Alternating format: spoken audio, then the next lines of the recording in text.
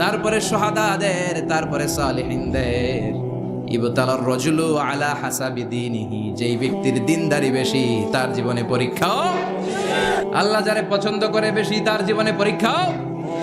নমরুদ বলল, ইব্রাহিম ঈমান ছেড়ে দাও, তাহলে জানে বেঁচে যাবা, নাইলে আগুনে ফেলবো। সাইয়েদনা ইব্রাহিমের এক কথা, জীবন যাবে কিন্তু ঈমান যাবে। নমরুদ বলে, ঈমান ছেড়ে দাও, তা না হলে আগুনে ফেলবো। সাইয়েদনা ইব্রাহিম বলে, জীবন যাবে কিন্তু ঈমান যাবে। তার মানে আগুনের পরীক্ষায় পাস। চিল্লায় বলেন, আগুনের পরীক্ষায়।